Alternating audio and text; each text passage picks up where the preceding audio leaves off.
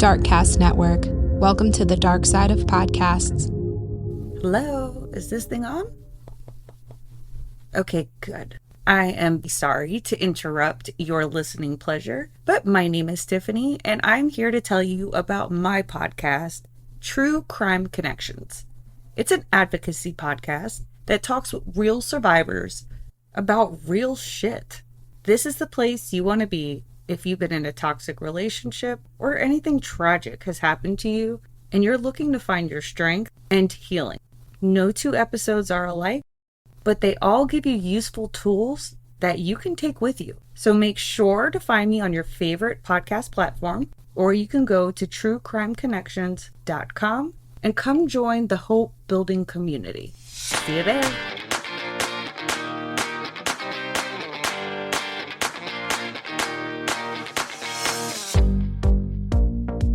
Hey, I get a little graphic sometimes with descriptions of murder, and I like words of the four-letter variety. Listener discretion is advised. Hey there, Rainbow Warriors, and welcome to Beyond the Rainbow, True Crimes of the LGBTQ+. I'm your host, CJ. A big thank you and shout out to Edward, my latest Patreon member. Edward will be riding the beautiful golden unicorn Midas at the end of every month as we take our unicorns out for a trot and listen to a special Patreon exclusive episode that's not covered here on the regular show. Edward, you rock, my friend. This episode is gonna be a little bit different from most of the cases I cover, and there won't be a true crime quickie at the end. Not all of the victims were openly gay, but some were. Others, we have no idea what their sexual identity might have been, mostly because the crimes don't seem to be sexually motivated. And while the person or persons behind the moniker, the Smiley Face Killers, might be real killers, they might just be a persona dreamt up by 3 retired New York City detectives turned private investigators. And actually, these private investigators, they don't even call the Smiley Face Killers serial killers because they believe the Smiley Face Killers are more like domestic terrorist cells across the U.S., which sounds insane, I know, but they pitch a good argument for their cause. So I'm going to start our new season, Season 15, off with a multiple-part story. This episode will be part 1, and I hope you'll be okay with that, because I'm thoroughly intrigued by this theory, to be honest with you, and I'd like to delve deeper into it. Oh, and I do want to clarify real quick to not confuse Keith Jefferson, the Happy Face Killer, with the Smiley Face Killers like I had at first. Not the same. The Smiley Face Killers, while being only a theory, is one of the longest-running killer conspiracy theories ever. So this will actually be my very first conspiracy theory episode. Let's go! I'm inclined to side with the theorists on most of these cases.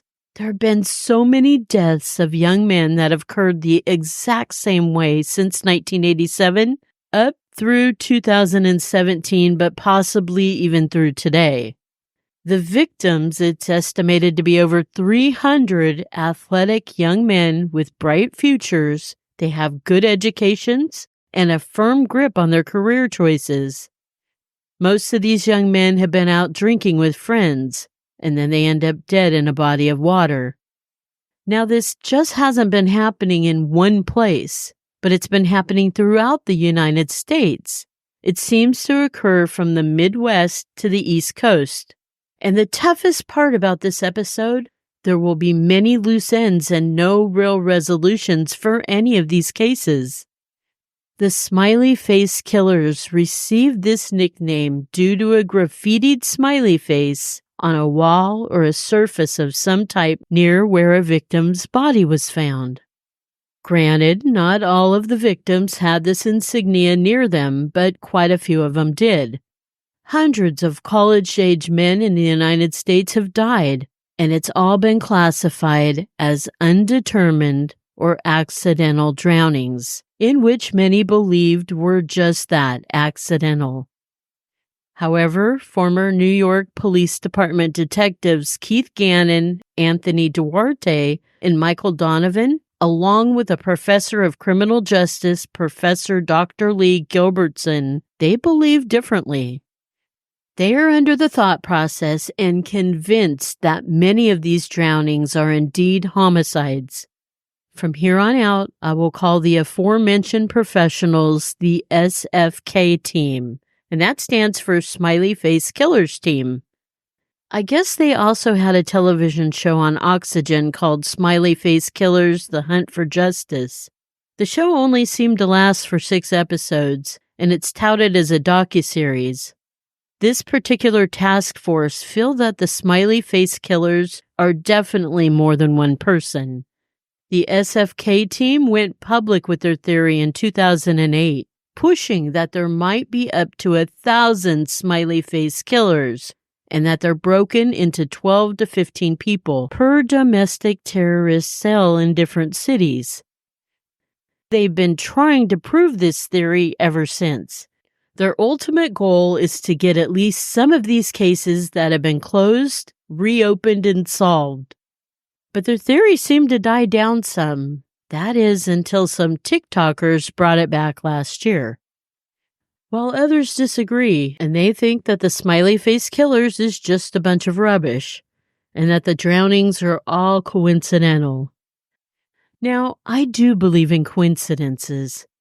But over 300 young men with life similarities who all accidentally drowned? That's a huge stretch of anyone's imagination.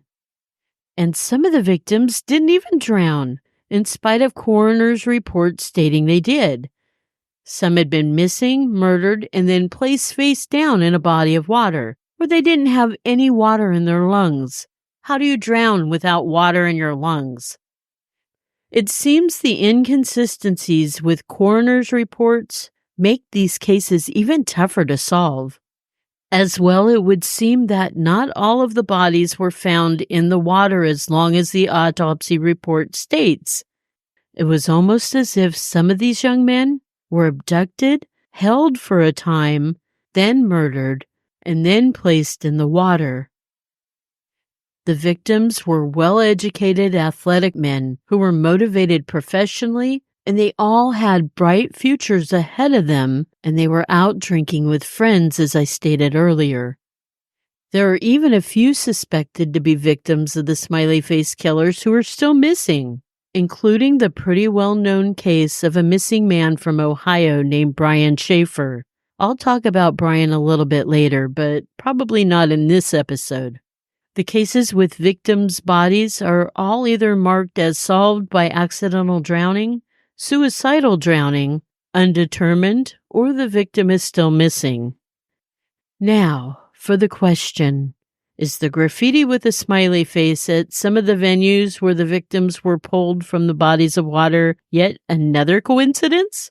Could the smiley face graffitis have been pre-existing before the body was found? Or were they intentionally placed there after a victim was murdered? Good question. Smiley faces seem to be a generic type of graffiti that just anyone can do, but no one really has the answers. There is one survivor, and we'll discuss him a little later on, probably next episode. But don't get too excited. It seems this survivor doesn't remember much about his ordeal. With this background, I'd like to tell some of the stories of the victims and see what you warriors might think. The last case that was publicly suspected by the SFK team to be the work of the Smiley Face Killers comes from Pittsburgh, Pennsylvania, and this was on January 25th of 2017. Dakota James, a 23-year-old cute gay man who was a grad student at Duquesne University, was walking home to his apartment after having a night out drinking with friends. Dakota was working towards a career as an attorney. He was smart, he was fun, he was outgoing. There's a surveillance camera footage of Dakota looking at his phone and preparing to walk through an alleyway. He didn't appear to be so intoxicated that he couldn't walk or stand up. He seemed to be doing just fine. although his blood alcohol level was above the legal limit at 0.214, meaning Dakota might have consumed 8 to 10 drinks during his night out. This video is believed to be the last time he was seen alive. After this, Dakota became a missing persons case for 40 days until his body was found floating in the Ohio River, about 10 miles from where he was last seen. Now, police and the medical examiner figure he most likely fell into the river from being intoxicated when he crossed a bridge, so they ruled his death as accidental drowning. The SFK team and Dakota's parents, they don't think that was the case at all. Dakota was not an inexperienced drinker. He could hold his own with alcohol, and he was captain of his swim team. Smiley Face Killers doubters have expressed that even an experienced swimmer could drown in water that was severely cold for that time of year, and it wouldn't have taken long for hypothermia to set in. As far as the police were concerned, the case was officially closed. For a little over a year, the Allegheny police there in Pittsburgh held on to Dakota's autopsy report, refusing to give a copy to Dakota's parents. The SFK team put some pressure on this police department, and the district attorney agreed to meet with Dakota's mom. She also had the SFK team with her. The team looked at the report, as well as pictures of Dakota post-mortem, and they were able to determine that the medical examiner missed a few things, such as very obvious marks around Dakota's neck, comparable to what might come from a ligature, as well as the discoloration of his fingernails on both his right and left hands. That would have come from Dakota trying to release the pressure of a ligature that was around his neck. Finally, the district attorney of Pittsburgh agreed that it appeared Dakota had been strangled, and they were working to reopen the case. However, no more movement on the case has taken place. But of course, first the DA had to get the medical examiner to change their ruling about cause of death. The very last media release on Dakota's case that I could find was in 2021, and it said that his parents are still looking for answers. Oddly, there's a number of smiley faces that are painted on the bridge in Pittsburgh that Dakota would have to cross to get home. But virtually, there's no other graffiti than the smiley faces. Now recall that I said that Dakota had a very high blood alcohol level. It was 0.214. Now here's something I didn't know. Evidence shows that alcohol can be produced post-mortem in a submerged body by microbial contamination and fermentation. I thought this was very interesting information. Also, if the water temperature is higher or the submersion time is longer, the results of a post-mortem alcohol blood test could be significantly higher. So the water Dakota was in was frigid, being that time of year and all, but he had possibly been in the water for 40 days. The legal blood alcohol limit is 0.08%, and his was 0.214. The high level could have been from the length of time he was in the water. Plus, 40 days after he went missing, it was warmer. The weather was warmer, so the water would have been warmer, also upping the level of his blood alcohol level. But that's only provided he was actually in the water that long. Now, Dakota's friends believed that he was drugged by someone and that someone or someones tried to abduct him 6 weeks before he ever disappeared. The SFK team think that Dakota was also drugged by someone or someones the night he vanished, which just might be a common occurrence with many of these victims. A lot of people think that Dakota was abducted, that he was held for a while, and then he was killed and tossed into the Ohio River. Rest in power, Dakota. There have been other similar type deaths in the same area of Pittsburgh. One just happened in 2021, and no one is yet saying it might be the Smiley Face Killers at work. But let's see what you think. January 23rd of 2021. 25-year-old Thomas Hughes was a well-loved, outgoing guy. People gravitated to him because of his personality. He was a cisgendered man, and he had a girlfriend who came with pre-existing kids. But Thomas just adored these kids, and he was really good with them, too.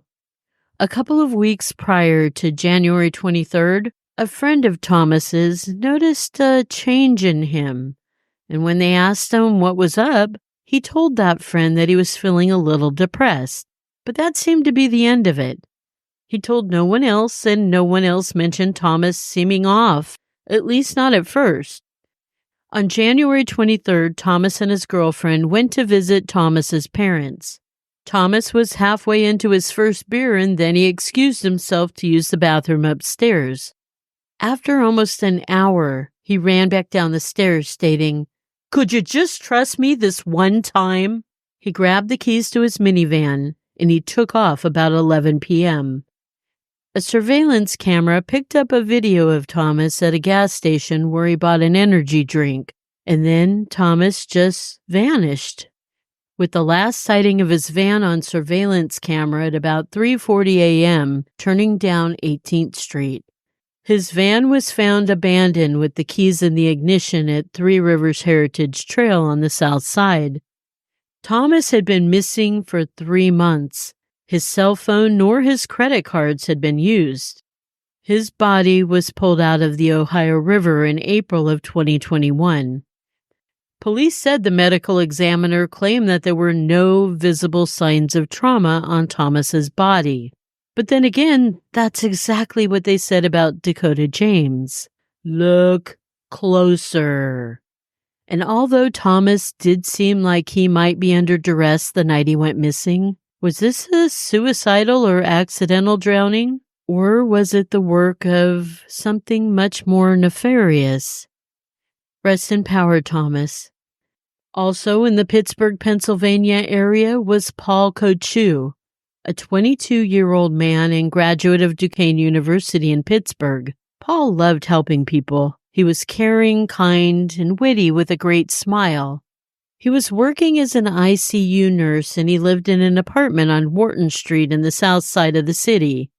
On December 15, 2014, Paul went out drinking with his roommates at a bar to watch Monday Night Football. Paul went missing the early morning hours of December 16th. His disappearance was eerily similar to Dakota James. Both young men had went to Duquesne University. Both were pursuing their dream jobs. Neither of them had mental health issues. Neither had suicidal ideologies. And neither were addicted to drugs. Both of them ended up in the frigid water of the Ohio River. Paul's naked body wasn't found until March 20th, 2015, when it was pulled from the Ohio River in, get this, Wheeling, West Virginia, some 65 miles away driving, or 104 kilometers for my warriors on the metric system. River miles, it would be 85 miles away, or roughly 137 kilometers. Paul's autopsy report stated he died as a result of drowning. But as far as autopsy reports go, we can never be sure they're 100% accurate. The weirdest thing about Paul's case comes from his two roommates that were with him the night he disappeared. Their stories of what happened had inconsistencies. At first, they said they all left together. But then a few days later, Paul's parents found out that Paul left the bar before his roommates. The roommates told Paul's parents that he had cut his hand after he got home, and he called them to come home and help him to stop the bleeding. When they got there, the roommates said some sort of confrontation occurred. They also said they weren't sure what part of Paul hit the wall. It was either his elbow, his head, or his shoulder, but he had fallen. In yet another account, a roommate says that Paul was pushed. The roommates said that they then left to go get some food because they were hungry.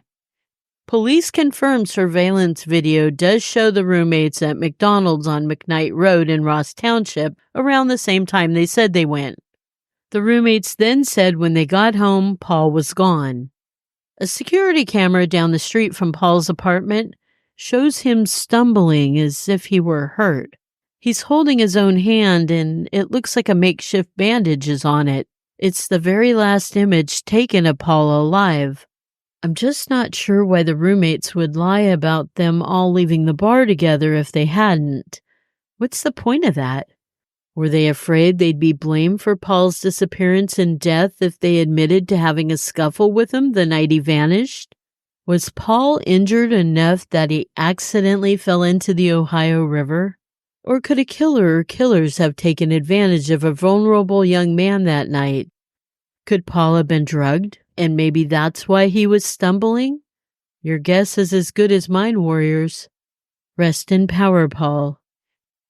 On January 19, 2008, in Woodland, Pennsylvania, which is much closer to Philadelphia than Pittsburgh, 24-year-old Tommy Booth, who actually lived in Delaware, disappeared after being out at a Woodland bar.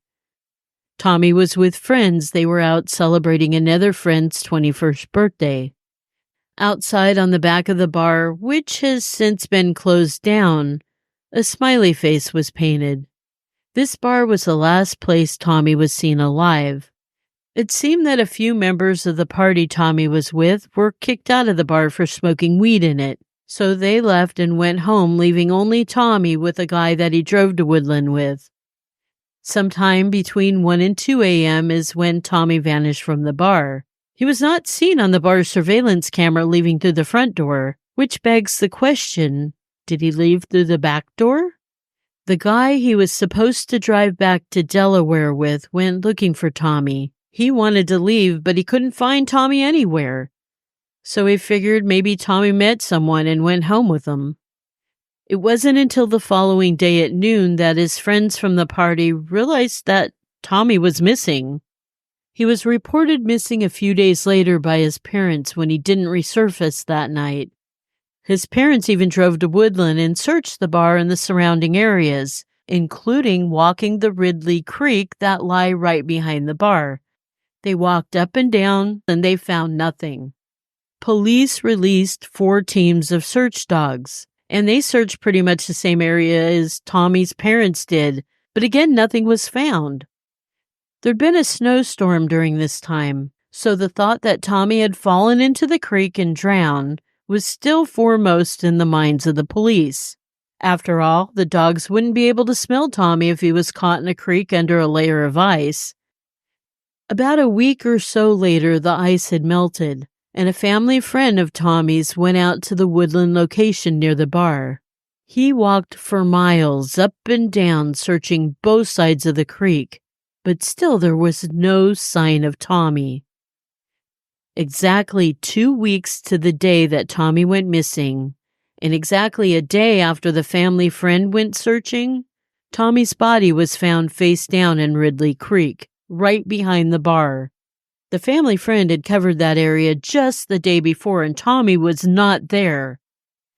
Next to Tommy's body was a suspicious set of boot prints and drag marks near where his body was found. It looked like Tommy was possibly dragged through the creek by his feet for a while. There was no bloating of the body, and it didn't appear Tommy had been dead for long at all. Also, the boot prints found near his body, they were as clear as day and they seemed super recent. But the lead detective told media and Tommy's family there was no sign of foul play. And he continued to tell him Tommy drowned due to falling in the creek while intoxicated. You see, it's lazy-ass stupid cops like this that make most all of us very jaded about law enforcement. Give me the good cops, the ones who actually give a shit any day of the week. There was very little decomposition of Tommy's body, which also suggests he was not dead for the 2 weeks he went missing. The week prior to his body being found was much warmer weather, meaning had he actually been in that creek for 2 weeks, there would have been way more decomposition. Any other injuries, such as bruising and scratches, were all on the front side of his body, possibly from being dragged. There was mud on his face, his jaw, his chest, up his nose, but really none on his legs. If you pick someone up by their feet and you drag them through the mud, where will the mud be visible when you let them go? That's right. Everywhere it was visible on Tommy. There were also 2 broken sticks around his body, branches from trees nearby. Both of them had been driven into the ground unnaturally, like someone had stuck them there to anchor Tommy in place. One was between his legs, and the other under his right armpit. It also appeared that someone had put a cigarette out on the top of Tommy's left hand, but no foul play was suspected. One of Tommy's major contusions was on his left clavicle region. It's consistent to someone who was put into a headlock. During the investigation, detectives never tried to even analyze the boot prints. They were satisfied Tommy died by accidental drowning. The SFK team say bullshit. Tommy was murdered, and I'd have to agree with them. Tommy's mom got in touch with Hollywood psychic to the stars Tyler Henry, who's a cute little gay man, and she asked him to do a reading for her about Tommy. Right off the bat, Tyler said Tommy went from a loud place to a quiet place almost immediately. He said that Tommy was confused and not clear of mind, and it was more than just an alcohol haze. It was possible that Tommy had been drugged, but it was something in his system that he wasn't used to, and it was making his legs numb. Tyler also felt Tommy was trying to convey there was a lot of human error in his case. Tyler was probably dead on this, because Tommy's final autopsy report concluded he died by probable drowning, and the detectives closed his case. The SFK team and Tommy's mom have been fighting ferociously to try to reopen this case. Rest in power, Tommy. The last case I'm going to share this episode is about 21-year-old Shane Montgomery, who disappeared from an Irish pub in Philadelphia. Shane was a well-liked outgoing senior at West Chester University in Philly. He was out with some friends at the pub. They were celebrating Shane's birthday. It seemed that Shane maybe had quite a bit to drink and was removed from the establishment by the bouncers. Forcibly separated from his friends, he was last seen Thanksgiving in 2014, close to 2 a.m. He was walking from the front of the bar to a parking lot near the Schuylkill River. But how drunk could Shane have really been? His bar tab was only $17. That's not that many drinks, honestly. Perhaps his friends were buying him drinks? But if that were the case, he shouldn't have a tab at all.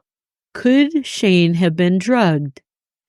For weeks, divers searched the Schuylkill River behind the pub for Shane's body, and they found nothing but his keys. His family was frantic to find him. They made signs, and they came up with a $65,000 reward for his safe return. But no one came forward. 5 weeks after Shane vanished, divers finally found his body at the bottom of the Schuylkill River near the bar, and this was all while his family watched on. To me, that's really heart-wrenching that the family watched Shane's body being pulled out of the water.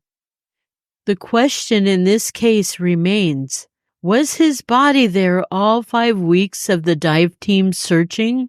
And if it was, why didn't they find him sooner? Or had it been planted there much later? Shane's body was pretty banged up, and the coroner quickly called his death an accidental drowning. The SFK team, well, they're doubtful over the coroner's report. Shane checked all the boxes of being a victim of the Smiley Face Killers, and they believe that he too was a victim of one of the murderous cells. Incidentally, or maybe it's ironically, it's kind of shitty all the same, the pub that had once been there is now closed, and a Greek restaurant called, get this, Smiley's Cafe has since been opened in the location. Rest in power, Shane. So that's just 5 cases out of Pennsylvania of the potential hundreds of victims of the theorized Smiley Face Killers. Next episode, I'll bring you several more cases from different states. What do you think? Do you believe these victims partied too hard and just wandered off into a body of water to drown accidentally? Or is there something more sinister going on with these deaths? Please shoot me a DM with your thoughts on these cases, and I will be back with part 2 of this Smiley Face Killers theory next week. I love you, Rainbow Warriors. You matter. And remember, it's not a crime to live your truth, unless you're a murderer.